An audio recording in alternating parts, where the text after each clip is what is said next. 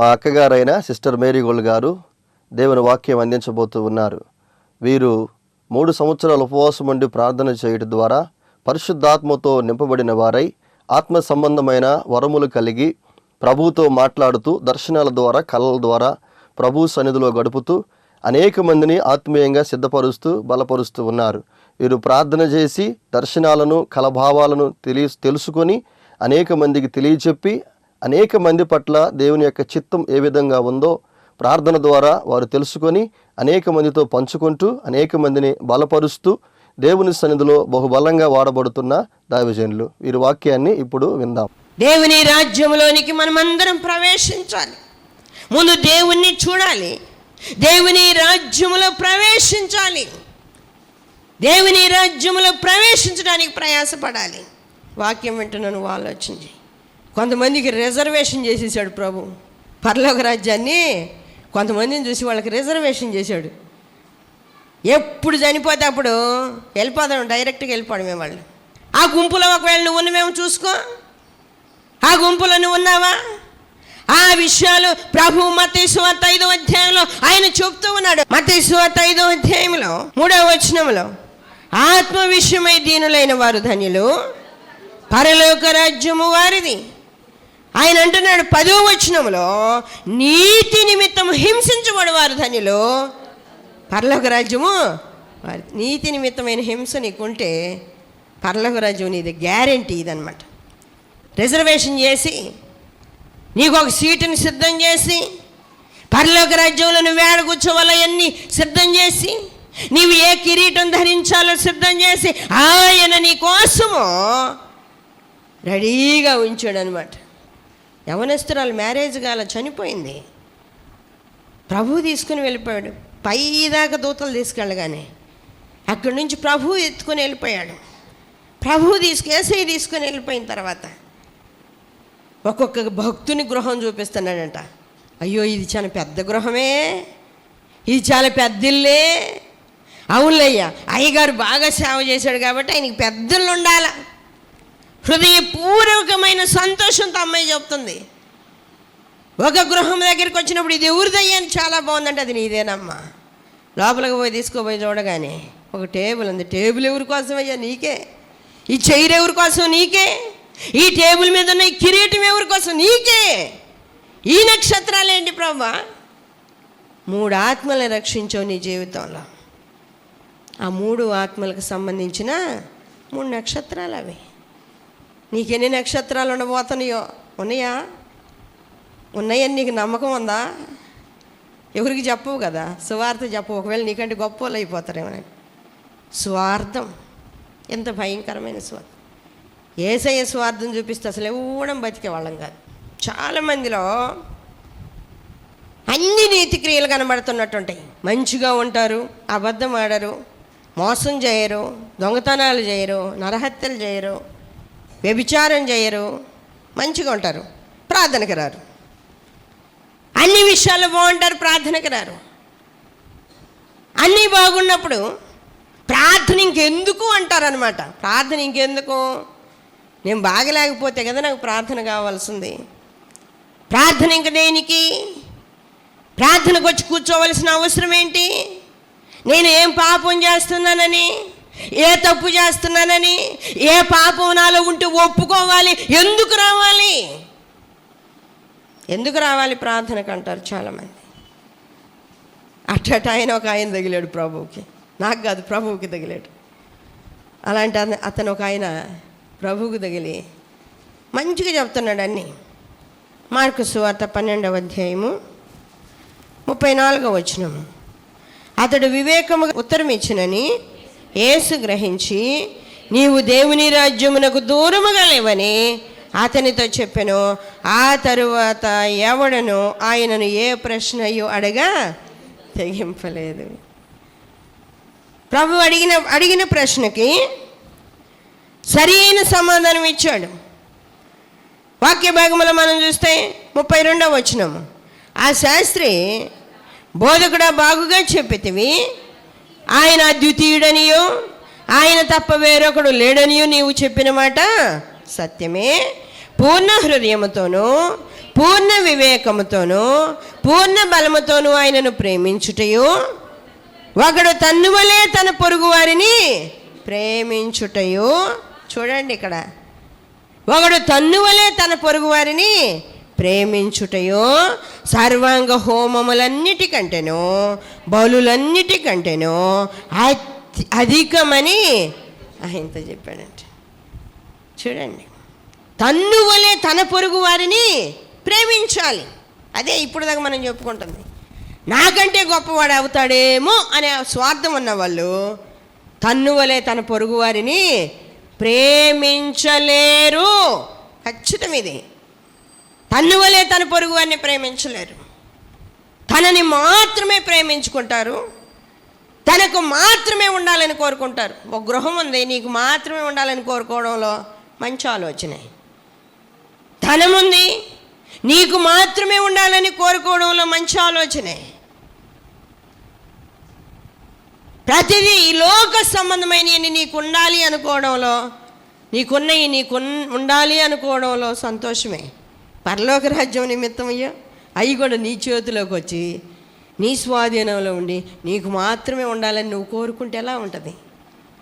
నీకు మాత్రమే ఉండాలని కోరుకుంటే ఎలా ఉంటుంది చెప్పండి? మనవలే మన పొరుగు వారిని ప్రేమించి వాళ్ళు ఎంత ఉన్నతమైన ఆశీర్వాదాన్ని పొందినా సంతోషంగా స్వీకరించగలిగిన వాళ్ళు ఉండాలి.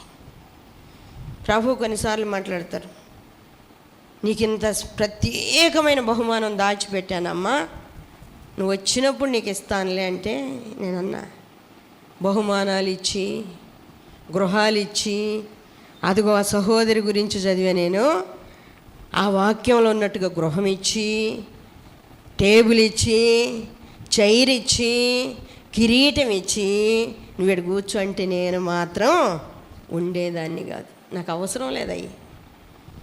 గొప్ప గృహం అవసరంలా, కిరీటం అవసరంలా, దానికి వెలిగే నక్షత్రాలు అవసరం. నీ పాదాల దగ్గర నీ ముఖం చూసుకుంటూ కూర్చోవడమే నాకు కావాలా. అది ఒక్కటే నేను కోరుకునేది, అదొక్కటే నేను కోరుకునేది. చనిపోయేదాకా, నాకు జ్ఞానం తెలిసిన దగ్గర నుండి చనిపోయేదాకా నేను కోరుకునేది అదొక్కటే. నీ ముఖ దర్శనం చేసుకుంటూ బ్రతకాల. నీ వెలుగు ఎలా ఉందో ఆ వెలుగులోకి వచ్చి ఆ వెలుగులో వెలుగుతూ ఉన్న ముఖాన్ని చూడాల. అది నా ఆశ. వెలుగులో ఉన్న వెలుగుతూ ఉన్న మొహాన్ని చూడాలి. ఆ కళ్ళు ఎలా ఉన్నాయో చూడాలి. అగ్ని జ్వాలల లాంటి కన్నులను, ఆ కన్నులు ఎలా ఉన్నాయో అవి అందరూ చూడలేరు. ఆ కన్నులు ఎలా ఉన్నాయో చూడాలి. దయగల చూపు కలిగి ఉన్నావు కదా, ఆ దయగల చూపు ఎలా ఉందో చూడాలి. నా ఆశల కోరికలు అయ్యి ప్రభువా, ఏదో పెద్ద గృహము కాదు, మంచి భవనం కాదు. ఒక రాజు కట్టించుకున్నాడంట దంతముతోటి ఒక ప్యాలెస్ని కట్టించుకున్నాడు, ఒక భవనాన్ని, ఒక నగరాన్ని, మంచి నగరాన్ని కట్టించుకున్నాడు. సొలొమోను కట్టించుకున్నాడు. ఆహాబు రాజు దంతముతో గృహాన్ని నిర్మించుకున్నాడంట, ఏనుగు దంతంతో. ఏనుగు దంతం ఒక చిన్నది తెచ్చుకోవాలంటే చాలా కాస్ట్ ఎక్కువ, ఖరీదు ఎక్కువ, కానీ దాంతో గృహాన్ని నిర్మించుకున్నాడంట. ఇలాంటివి కాదు నా ఆశలు, ఇలాంటివి కాదు నా కోరికలు. నీ ముఖ దర్శనం చేయాలి, నీ ముఖాన్ని చూడాలి, నీతో ఉండాలి, నీ పాదాలు తాకుతూనే ఉండాల. అది నా ఆశ. ఏంటంటే తాగుతూనే ఉండాల. దూరంగా ఉంటే ఎట్లుంటుంది? తాకగలమా? పోయి హాయిగా వండుకొని నిద్రపోవచ్చు. ఆడ తోటలో తిరిగి జీవవృక్ష ఫలాలు కోసుకొని ఎన్ని కావాలంటే అన్ని తినవచ్చు. జీవజల నది దగ్గర పోతూ నడుచుకుంటూ వెళ్ళి ఎన్ని నీళ్లు కావాలంటే అన్ని తాగ. ఆ కోరికలు నాకు అసలు లేవు, నాకు అసలు ఇష్టం కూడా లేదయ్యి. దేవుని దగ్గర కూర్చోవడమే ఇష్టం. అలాంటి ఆలోచన కలిగిన వాళ్ళు అందరినీ అక్కడికి తీసుకొని రావాలని ప్రయాసపడతారు. నాకైతే అదే ఆశ. వీళ్ళందరూ దేవునికి దగ్గరకు వచ్చి దేవుని ముఖం చూస్తే అప్పుడు వాళ్ళ ఫీలింగ్ ఎలా ఉంటుందో చూడాలనే ఆశ, ఆ సంతోషం ఎలా ఉంటుందో చూడాలనేదే ఆశ. దేవుని విషయాలు అన్నీ ఎరిగిన వాడుగా ఉండి దేవుని దగ్గరికి రాకుండా నేనే తప్పు చేయడం లేదు కదా అనుకుంటున్న వ్యక్తి యేసయ్యతో మాట్లాడుతూ ఉంటే ప్రభు అన్నాడు, దేవుని రాజ్యానికి నువ్వు దూరంగా లేవబ్బాయి, దగ్గరగా ఉన్నావు కానీ ఎందుకు దూరడం లేదు? ఆ అవకాశం నీకుంది కదా. దూరంగా లేవు, దగ్గరగానే వచ్చావు, దగ్గరగానే ఉన్నావు, వాకిలి దగ్గరే ఉన్నావు. ఆ తలుపు తీసుకొని లోపలికి వస్తే నువ్వు పరలోక రాజ్యంలో ప్రవేశించవచ్చు. వచ్చేసాయి. దేవుని రాజ్యంలో ప్రవేశించే అనుభవం కావాలి. అలాంటి రుజువు దేవునికి చూపించినాక నీకు ఈ లోకం మీద ఇష్టం ఉండదు. నిజం చెప్తున్నా, ఉండాలా ఉండాలా ఉండాలని తపన కొట్టకలాడదు. ఎందుకంటే ఒక యాత్రికునిలాగా, పరదేశులంలాగా, ఒక గుడారపు జీవితంలో ఉన్నట్టుగా ఉంటాం మనం. ఎప్పుడెప్పుడు ఈ గుడారం బీకేయబడుతుందో వెళ్ళిపోతాం, ఎప్పుడెప్పుడు వెళ్ళిపోవాలన్నట్లుంటాం. అప్పుడు ఆత్మ సంబంధమైన విషయాల మీదనే ఆలోచన కలిగి ఉంటాం, కానీ శరీర సంబంధమైన విషయాల మీద ఆశ ఉండదు, ఆలోచన ఉండదు. అసలు శరీర సంబంధమైన విషయాల మీద ఆశ ఉంటే దేవుని రాజ్యం గురించిన ఆలోచన నీకు రానే రాదు. దేవుని రాజ్యానికి దూరంగా ఉన్న వ్యక్తిని, దూరంగా లేవు అని చెప్తే ఆ వ్యక్తి దగ్గరకు వచ్చాడు కానీ లోపల ప్రవేశించడానికి ఇష్టపడటంలా. దగ్గరకే వచ్చాడు, యేసయ్యని హత్తుకోలేకపోతున్నాడు. హృదయ శుద్ధి గలవారు ధన్యులు, వారు దేవుని చూచెదరని ప్రభువు చెప్పాడు. ఆత్మ విషయమై దీనులైన వారు ధన్యులు, పరలోక రాజ్యము వారిది అని చెప్పాడు. ఆత్మ విషయమై దీనత్వము కలిగి నీతి నిమిత్తం హింసించబడి నువ్వు పరలోక రాజ్యానికి అర్హుడవు, అర్హురాలవని ఆయన చేత నువ్వు మాట పొందిన తర్వాత ఉన్న వరకు చాలే, ఈ దేవుని రాజ్యంలోకి పోయి కూర్చుంటే చాలే అనుకుంటే కుదరదు. మళ్ళీ అక్కడ గొప్పవాళ్ళమై ఉండాలి, అక్కడ గొప్పవారమై ఉండాలి. యేసయ్య ఎప్పుడు నోరు తెరిచినా శిష్యులతో పరలోక రాజ్యం గురించి మాట్లాడతాడు. పరలోక రాజ్యం ఎలా ఉంది అంటాడు. పరలోక రాజ్యం 10 మంది కన్యకలను పోలి ఉందంటాడు. పరలోక రాజ్యంలో ప్రవేశించాలి అంటే ఇలా ఉండాలి అని చెప్తాడు. పరలోక రాజ్యం, పరలోక రాజ్యం, పరలోక రాజ్యం అని మాట్లాడుతూనే ఉంటాడు ఆయన. శిష్యులకి ఏమనిపిస్తుంది? ఆ పరలోక రాజ్యంలో మనం చేరాలని ఆశ కలిగింది, అడిగారు. యేసయ్య ఇక్కడ మాట తీసుకున్నారు వాళ్ళు. ఇంకేం లేదు, బాధ ఏం లేదు, మాట తీసుకున్నారు. మీకు అందరికీ సింహాసనాలు వేసి పెడతా, మీకు అందరికీ నా డైనింగ్ టేబుల్ మీద భోజనం పెడతా, మీ అందరినీ నా దగ్గర కూర్చోబెట్టుకుంటా, 12 సింహాసనాలు వేసి కూర్చోబెడతా, మీకు ఒక కిరీటం కూడా ఇస్తా నేను. అమ్మో దూరంగా ఉండలేం ప్రభువా, ఎడున్నట్టే ఉండాలని అడిగారు వాళ్ళు. ఎదురుగానే ఉంటాయి మీ సింహాసనాలన్నీ, నా ఎదురుగానే వేసి పెడతా, ఆ సింహాసనాల మీద కూర్చొని నన్ను చూస్తుంటారులే అని అన్నాడు. నాతో కలిసి భోజనం చేస్తారని చెప్పాడు, బాగానే ఉంది. వాళ్ళల్లో ఉన్న ఆలోచన ఇంకొకటి వచ్చేసింది, ఏమని? పరలోక రాజ్యంలో ఎవడు గొప్పవాడు. అది పరలోక రాజ్యంలో ఎవడు గొప్పవాడు. పరలోక రాజ్యంలో గొప్పవాళ్ళముగా ఉండాలంటే సంపాదించాలి కదా. పరలోక రాజ్యంలో గొప్పవాళ్ళముగా ఉండాలి అంటే సంపాదించాలి, కష్టపడాలి. ఒక్కొక్క దానిని జయించి సంపాదించుకోవాలి. ప్రకటన గ్రంథంలో మనం ఎన్నోసార్లు వాక్యంలో వింటాం, అగ్నిలో పుటము వేయబడిన బంగారమును దిశములో సిగ్గు కనబడకుండానట్లు ధరించుకున్నటకు తెల్లని వస్త్రమును నీ కన్నులకు కాటుకను నా యొద్ద కొనుక్కోవాల్సిందే.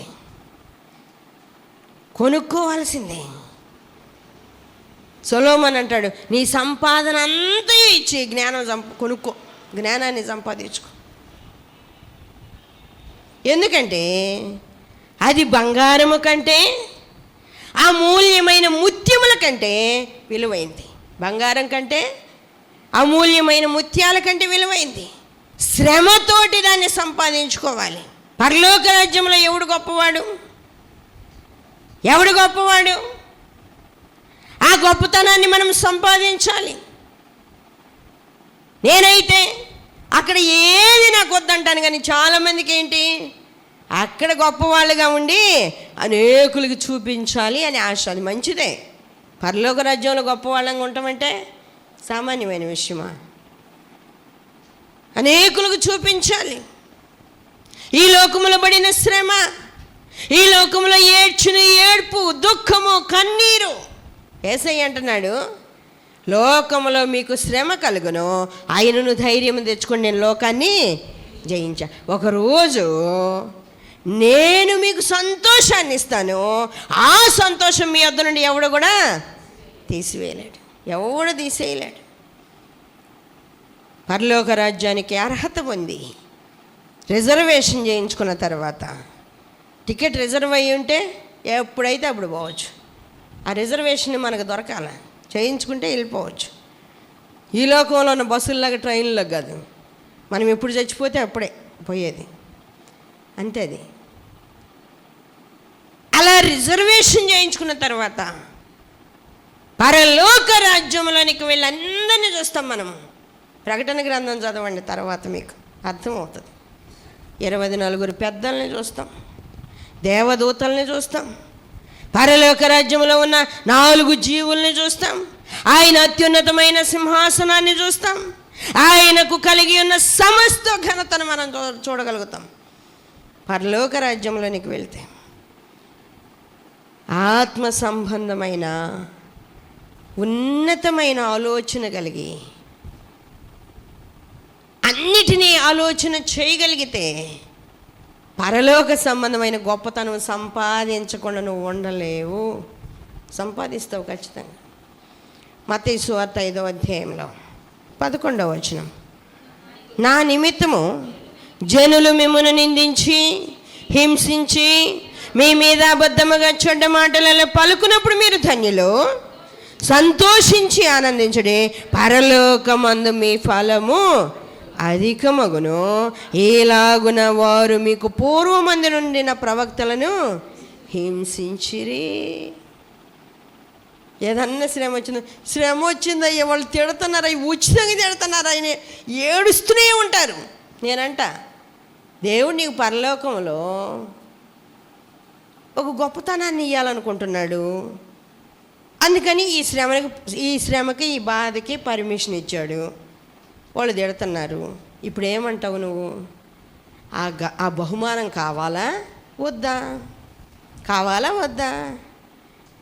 కావాలంటేనేమో ఓర్చుకో, వద్దంటే ఇద్దరం కలిసి ప్రభుతో చెబుదాం, ప్రభువా ఆ బహుమానం లేకపోయింది, కానీ ఇప్పుడు ఈ శ్రమ లేకుండా తీసేయమని చెబుదాం, రా ప్రార్థన చేద్దాం, రమ్మని చెబుతాం. రా ప్రార్థన చేద్దాం, ఇద్దరం కలిసి ప్రార్థన చేద్దాం. నేను చెప్తా, నువ్వు చెప్పు దేవునికి. ఆ బహుమానం మీద అది వద్దు, కానీ ఈ శ్రమ నేను తట్టుకోలేకపోతున్నాను, తీసేయి ప్రభు అని చెబుదాంరా అనగాని కొందరు, అయినా కానీ నేను ఓర్చుకోలేకపోతున్నాను, నా కళ్ళ నీళ్ళు ఆగవక్క. నాకైతే నవ్వు వస్తుంది. నాకు ఎన్ని శ్రమలు వస్తాయో, ఎన్ని వస్తాయో. సాటును కొనిగేవాళ్ళు, నిజంగా కొనిగేవాళ్ళు, వాళ్ళ మాటలు దేవుడు అప్పుడప్పుడు వినిపిస్తాడు, నేను నవ్వుకుంటా. ఇలా మాట్లాడుతున్నారని కానీ నాకు నవ్వు వస్తుంది. పాపం వాళ్ళకి తెలియదు, కానీ నా బహుమానము ఎక్కువైపోతుంది. నేను కోరుకోవడం లేదు కదా, కోరుకోకపోతేనేమో ఎక్కువైపోతుందాడ. నాకు వద్దు అంటున్నా, నేను నాకు వద్దు, ఏ బహుమానం వద్దు అంటున్నా, ఎక్కువైపోతున్నాయాడ. కానీ దాన్ని సంపాదించాలి, గొప్పవారిగా కనబడాల. ఈ లోకములో భయంకరమైన శ్రమ అనుభవించిన మనము పరలోక రాజ్యంలో గొప్పవారం ఉండాలి.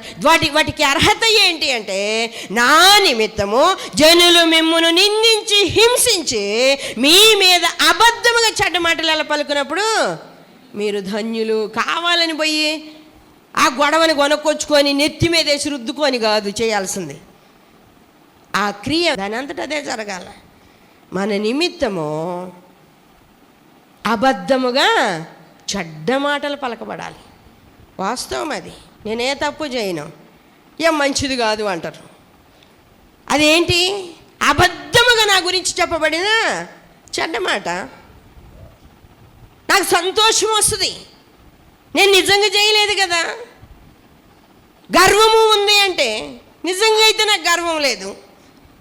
ప్రభు దగ్గర పోయి కూర్చొని గర్వం ఉందంటే, ప్రభు నీకు కనపడితే నాకు చెప్పవచ్చు కదా, నాలో ఉన్న గర్వము నీవు చెప్తే నేను దిద్దుకునేదాన్ని కదా, వాళ్ళకి కనబడుతుంది ప్రభు అంటే వాళ్ళు నీ మీద అబద్ధముగా చెడ్డ మాటలు పలకాలని అంటున్నారు. నీ మీద అబద్ధముగా చెడ్డ మాటలు పలుకుతున్నారు. ఇప్పుడు ఏం చేయాలా? కృంగిపోయి ఏం చేయమంటే ప్రభు నాకు గర్వమే అంటున్నారా అని ఏడవాలా? ప్రభు అంటున్నాడు సంతోషించి ఆనందించుడి, అప్పుడేమవుద్ది? పరలోకమందు మీ ఫలము అధికమవుతుంది. పరలోకమందు మీ ఫలం అధికమవుతుంది. ఈరోజు మనం నేర్చుకుంటున్నాం, ముందు ప్రభువుని చూడాలి, తర్వాత పరలోక రాజ్యంలో ప్రవేశించడానికి టికెట్ రిజర్వేషను చేయించుకోవాలి. రిజర్వేషన్కి 2 అర్హతలు ఉన్నాయి. 2 అర్హతలు: ఆత్మ విషయమై దీనత్వము, నీతి నిమిత్తము హింసించబడటం. నీతి నిమిత్తం హింసించబడ్డం, ఆత్మ విషయమైన దీనత్వము, నీతి నిమిత్తమైన హింస. ఆ తర్వాత పరలోకములో ఎవడు గొప్పవాడంటే ఆ గొప్పతనానికి సంబంధించినవి ప్రభు చెప్తున్నాడు. ఈ లోకంలో భయంకరమైన శ్రమలు, నీచమైన స్థితి, బాధలు, కష్టాలు, వేదనలు అన్నీ అనుభవించినాక పరలోక రాజ్యంలో ఉన్నతంగా కనబడతాం. అసలు నిజంగా అలాంటి పరిస్థితులకు మనం వెళ్తే చాలామంది ఆ వెలుగులో మనల్ని గుర్తుపట్టడం కూడా కష్టమే. గుర్తుపట్టడం కూడా కష్టం. అక్కేనా, అన్నేనా, మన చర్చిలో ఉన్న సహోదరుడేనా, ఆ సహోదరేనా, అలాగే కనబడుతున్నారు కానీ అర్థం కావడం లేదే. వెలుగు వాళ్ళ ముఖాన్ని కమ్మేసిందే, అర్థం కావడం లేదే. గ్రహించలేనట్టుగా అంత గొప్పతనాన్ని దేవుడు మనకి అనుగ్రహిస్తాడు. యేసయ్య కూడా అంటున్నాడు, మీరు గొప్పవాళ్ళు కావాలంటే, పరలోకంలో గొప్పవాళ్ళు కావాలంటే ఇక్కడ ఏమై ఉండాలంట? తగ్గించుకొని ఇతరులు మనల్ని ఏలేటట్టుగా. మీరు ఏలాలనుకుంటున్నారు కదా, మిమ్మల్ని వేరే వాళ్ళు వచ్చి ఏలి భయంకరమైన శ్రమలకి గురి చేస్తారు. అట్లాంటి స్థితిలో ఉంటే పరలోక రాజ్యంలో మీకు గొప్పతనం కలుగుతుంది. పరలోక రాజ్యంలో గొప్పతనం కలుగుతుంది. ఈ 3 విషయాలు గుర్తుపెట్టుకోండి. నీ భక్తికి కావాల్సింది ముందు దేవుణ్ణి చూడడం, రాసి పెట్టుకొనైనా ఆ 3 సంపాదించండి. దేవుణ్ణి చూడాలి, దేవుని రాజ్యములో ప్రవేశించాలి, దేవుని దగ్గర గొప్పతనము, పరలోక రాజ్యములో మన ఫలము అధికమై గొప్పవాళ్ళముగా కనబడాలి. ఈ విషయాలలో మనం అన్నిట్లో జయించగలిగిన వారమైతే, సాధించగలిగిన వారమైతే ఇక నీకు ఎదురు ఎవరు కూడా ఉండరు. దేవుడు నిన్నంతగా ఆశీర్వదిస్తే ఇంకెవరు కాదనగలరు?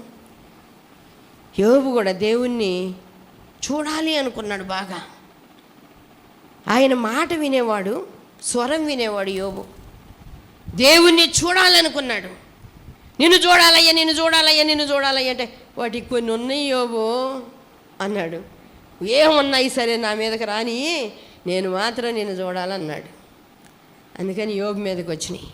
ఏంటి సామాన్యమైనవి కాదు, స్నేహితులు తిట్టేవాళ్ళే, ధనము లేకుండా పోయింది, ఆస్తి లేదు, రే నేను లేవలేనురా కొంచెం నీళ్ళు ఇమ్మని అడగడానికి పిల్లలు లేరు, దగ్గర ఈ కొడుకులు లేరు, కూతుళ్ళు లేరు, మనవాళ్ళు మనవరాళ్ళు లేరు, ఎవరు లేరు. ఏమమ్మా కొంచెం మంచినీళ్ళు ఇస్తామంటే ఎందుకు ఇంకట్టాడు బతుకు సావరాదా అంద భార్య. ఇంకెందుకు, అసలు ఏమీ లేదు. సైతానేమో భయంకరమైన శ్రమలు పెట్టేసింది. పుండ్లు, చర్మమును కాపాడుకున్నట్టుకై చర్మమును, తన ప్రాణమును కాపాడుకున్నట్టుకై అన్నీ నరులకు కావలసినవి అన్నీ నరుడిస్తాడు. సైతాన్ అన్ని విధాలుగా శోధించినాక నిన్ను చూడాలంటే అన్ని విషయాల్లో ఇలా జయించుకొని రావాలా, అట్టి కృప నాకు ఇచ్చావయ్యా. ఇవన్నీ భరించాలని నాకు తెలియదు, కానీ నేను నిన్ను చూడాలని అడిగినందుకు నాకు తగిన అర్హతను ఇచ్చావు. యోబు భలే మాట్లాడతాడు, చాలా చక్కగా మాట్లాడతాడు. ఏమి దేవుడు మేలు అనుభవిస్తేనే మేలిస్తేనే అని మనం అనుభవిస్తామా? కీడుని అనుభవింప తగదా? అంత ధైర్యంగా దేవుని బిడ్డలు చెప్పగలరు. కీడు ఇస్తే అనుభవింప తగం, మనం అనుభవించాలి, అనుభవిస్తాము. ప్రార్థన చేద్దాం. దయగలిగిన దేవా, సర్వాధికారి అయిన తండ్రి, మీకే వందనాలు, స్తోత్రాలు ప్రభా. ఎంత లోతైన విషయాలు నాతో మాతో మీరు మాట్లాడిన దేవుడు అయ్యా. నీవు మాకు తోడై ఉంటేనే ఏదైనా మేము చేయగలము. నీవు మాకు తోడై ఉండకపోతే ఏం చేయలేం ప్రభా. ఇదిగోనైనా మీరు ప్రేమతో మాకు ఇచ్చిన ఈ భాగ్యాలను బట్టి వందనాలు. మిమ్మల్ని చూడడానికి అవకాశం ఇచ్చారు. మీరు అన్నారు, హృదయ శుద్ధి గలవారు ధన్యులు, వారు దేవుని చూచెదరు అన్నారు. అవును ప్రభా, మిమ్మల్ని చూచిన తర్వాత మీ దగ్గరికి ఎలా రావాలని ఆశపడిన వాళ్ళకి నాయనా మీరు ఇంకో కొన్ని చెప్పారు. మీకు స్తోత్రాలు. ఆత్మ విషయమై దీనులైన వారు ధన్యులు, పరలోక రాజ్యం వారిదని చెప్పారు. నీతి నిమిత్తం హింసించబడి వారు ధన్యులు, పరలోక రాజ్యం వారిదని చెప్పారు. అవును ప్రభా, అలాంటి గొప్ప భాగ్యాన్ని సంపాదించినట్లు కృప దయచేయండి. మీ బిడ్డలందరినీ ఆశీర్వదించండి, ఆత్మతో నింపండి. సాతాను తంత్రాలపై జయమివ్వండి. పరలోక రాజ్యానికి దూరంగా లేకపోవడం కాదు, దానిలో ఉండాలి ప్రభా. అటు కృప దయచేయండి. ప్రతి బిడ్డకు గొప్పతనాన్ని దయచేయండి నాయన. ఇదిగోన్న తండ్రి, ఒక్కొక్క అనుభవము బిడ్డలకు దయచేయండి. ఒక్కొక్క మెట్టు ఎక్కడానికి కృప దయచేయండి. ఈ వాక్యమునకు ముద్ర వేయండి ప్రభా. ఈ వాక్యము మీ బిడ్డలలోనైనా క్రియ చేయనట్లుగా, ముందు మిమ్మల్ని చూచినట్లుగా, మీ రాజ్యానికి అర్హతను సంపాదించినట్లుగా, మీ రాజ్యములో ప్రభా అధిక బలాన్ని సంపాదించేటట్లుగా ఇక్కడ ఉన్నప్పుడే ఇవి సాధ్యం అని చెప్పారు. అవును ప్రభా, ఇక్కడ ఉన్నప్పుడే వీటిని సంపాదించి పెట్టుకోవడానికి కృప దయచేయండి. మీ బిడ్డల పక్షంగా మీరుండండి. సాతాను తంత్రాలపై జయమివ్వండి. ఆత్మతో నింపండి. ఆత్మతో సత్యముతో మిమ్మల్ని ఆరాధించడం కృపనివ్వండి. బిడ్డల పక్షంగా మీరుండండి తండ్రి. మీకు స్తోత్రాలు ప్రభా. ఇదిగోనైనా అనారోగ్యంతో ఉన్న బిడ్డలను ముట్టండి. స్వస్థత, నెమ్మది దయచేయండి. ఆర్థిక ఇబ్బందులతో నలిగిపోతూ ఇక ప్రార్థన కూడా చేయలేక అదే ఆలోచనలతో కృంగిపోతున్న వారిని లేవనెత్తి వాళ్ళ ఇబ్బందుల నుండి విడిపించి ప్రార్థన చేసుకునే అవకాశం దయచేయండి నాయనా. నెమ్మది లేని వారికి నెమ్మది దయచేయండి. వివాహాలు కాక బాధపడే వాళ్ళకి వివాహాలు జరిగించండి. ఉద్యోగాలు లేని వారికి ఉద్యోగాలు ఇవ్వండి ప్రభా.